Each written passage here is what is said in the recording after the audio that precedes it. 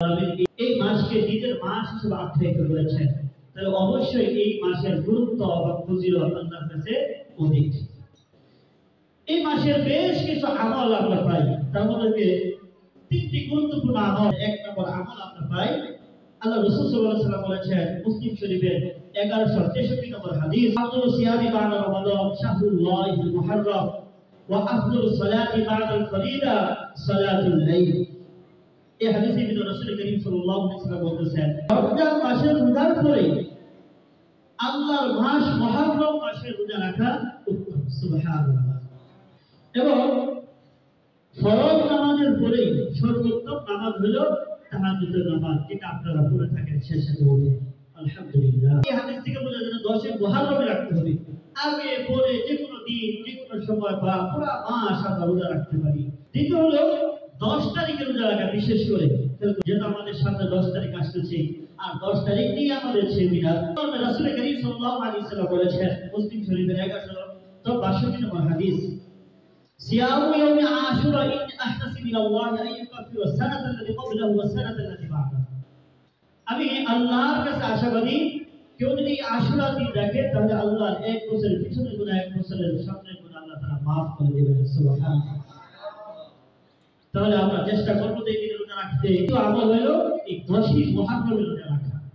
আর 10ই মুহররমে রোজা রাখা এটা আসলো কোথা থেকে? রাসূল করিম সাল্লাল্লাহু আলাইহি ওয়াসাল্লাম যখন মক্কা থেকে মদিনায় গেলেন, সেখানে যাওয়ার পরে দেখতেছেন ওখানকার ইহুদিরা রোজা রাখে। তখন জিজ্ঞেস করা হলো, তোমরা কেন রোজা রাখো? বলতেছে যে এই দিনে মহান রব্বুল আলামিন আমাদের নবী হযরত মুসা আলাইহিস সালাতু ওয়াস সালামকে ফিরআউনের কবল থেকে নাজাত দিয়েছেন, এইজন্য আমরা রোজা রাখি। এই কথা শোনার পরে রাসূল করিম সাল্লাল্লাহু আলাইহি ওয়াসাল্লাম বলতেছেন, নাহনু আহাক্কু বি মুসা বিকুম, আমরা তো তোমাদের তুলনায় মুসা আলাইহিস সালাতু ওয়াস সালামের ব্যাপারে হকদার বেশি। ফাসাবাহু ওয়া আমারহু, এই হাদিসে শেষ অংশ যে আল্লাহর রাসূলকে রেখেছেন, রোজা রেখেছেন এবং নির্দেশও দিয়েছেন। আমরা এক হাদিসে পাওয়া যায় আল্লাহ রাসূল সাল্লাল্লাহু আলাইহি ওয়াসাল্লাম বলেছেন, সুমু আশুরা ওয়া খালিফু ফীহি আল ইয়াহুদা ওয়া সুমু ক্বাবলাহু ইয়াওমান ওয়া বা'দা ইয়াওমান। তোমরা কি করে এই দিনে রোজা রাখো এবং ইহুদিদের মুখালাফাত করিও, ইহুদিদের বিরোধিতা করিও। সেটা কিভাবে? হয়তো আগে একদিন রোজা রাখবে অথবা পরে আরেকদিন রোজা রাখবে। এক হাদিসে কিন্তু এসেছে আল্লাহ রাসূল বলেছেন, আমার যদি আল্লাহ তাআলা হায়াত দেয় সামনের বছর আমি 9 তারিখে রোজা রাখবো।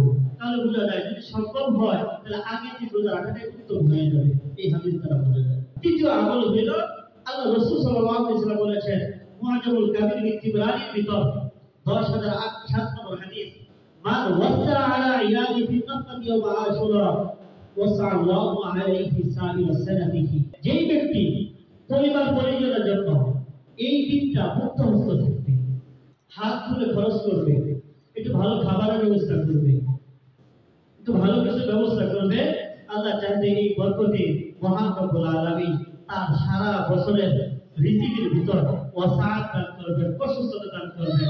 সুবহানাল্লাহ। এই দিনে একটু ভালো খাবার, ইনশাআল্লাহ আমরা মাদ্রাসায় ভালো খাবার খাওয়াবো এই দিনে, সামনে রবিবার ইনশাআল্লাহ। আল্লাহ তাআলা আমাদের সকলকে বুঝবার এবং আমল করার তৌফিক দান করুন। আমরা কয়টা আমলের কথা বললাম? তিনটা আমল। এক নম্বর আমল হলো এই মাসে রোজা রাখা, দ্বিতীয় হলো যে আশুরা দিন রোজা রাখা, তাহলে একটা আগে অথবা পরেরটা মিলিয়ে রাখা, তিন নম্বর হলো ওই দিনে মুক্ত হস্তে পরিবার পরিজনের জন্য কিছু খরচ করার চেষ্টা করা।